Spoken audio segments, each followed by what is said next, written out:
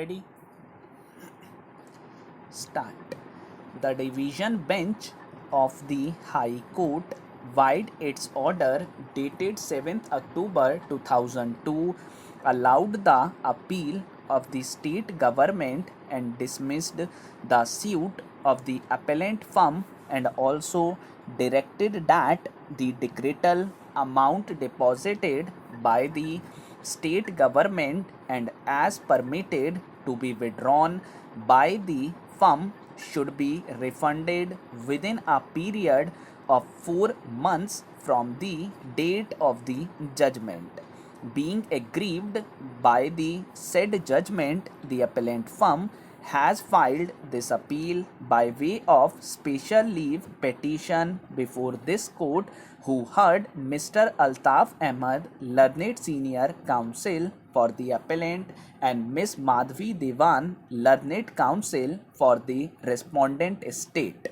Though the trial court, after accepting the claim of the plaintiff, granted a decree to the extent of rupees 2,27,000 with proportionate cost and interest at the rate 6% per annum from the date of suit till realization in the appeal filed by the state after finding that the plaintiff was stopped from claiming damages against the department as the final bill was accepted, the High Court allowed the appeal of the state and dismissed the suit of the plaintiff. The High Court non-suited the plaintiff mainly on the ground of clauses 8 and 10 of the agreement and of the fact that the final bill was accepted by the plaintiff under protest. In view of the same, it is relevant to refer clauses 8 and 10 of the agreement, which are as follows. Clause 8, no payment shall be made for any work estimated to cost less than rupees 1,000 till after the whole of the said work shall have been completed and a certificate of completion given. But in the case of work estimated to cost more than rupees 1,000, the contractor shall, on submitting a monthly bill, therefore be entitled to receive payment proportionate to the part of the work then approved and passed by the engineer in charge, whose certificate of such approval and passing of the sum so payable shall be final and conclusive against the contractor. All such intermediate payments shall be regarded as payments by way of advance against the final payments only, and not as payments for work actually done and completed, and shall not preclude the engineer in charge for requiring bad, unsound, imperfect, or unskillful work to be removed and taken away and reconstructed or re-erected, nor shall any such payment be considered as an admission of the due performance of the contract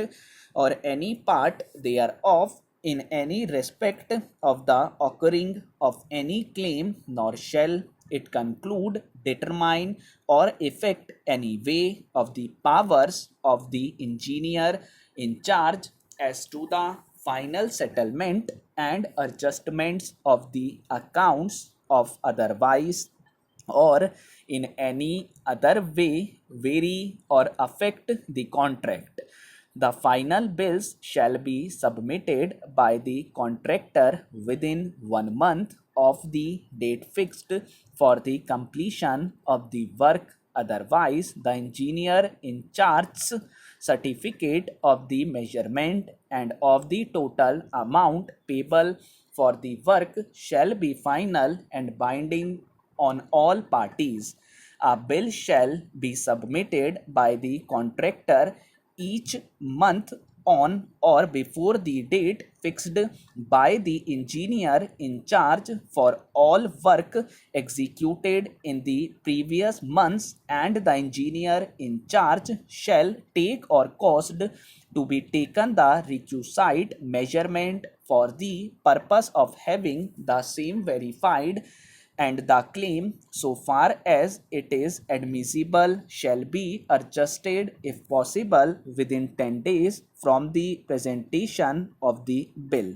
If the contractor does not submit the bill within the time fixed as aforesaid, the engineer in charge may dispute a subordinate to measure up the said work in the presence of the contractor or his duly authorized agent, whose counter signature to the measurement list shall be sufficient warrant, and the engineer in charge may prepare a bill from such list which shall be binding on the contractor in all respects. It is the stand of the state and accepted by the High Court that the plaintiff firm has not fully complied with clauses 8 and 10 of the agreement. It is also their stand that mere endorsement to the effect that the plaintiff has been accepting the amount as per final bill under protest without disclosing real grievance on merits is not sufficient, and it amounts to accepting the final bill without any valid objection and grievance on merits by the plaintiff. The High Court has also accepted the claim of the state that by the conduct of the plaintiff in accepting the final bill, the department has made full payment to the plaintiff, sending statutory notice and filing suit for recovery of the differential amount barred by principle of estoppel.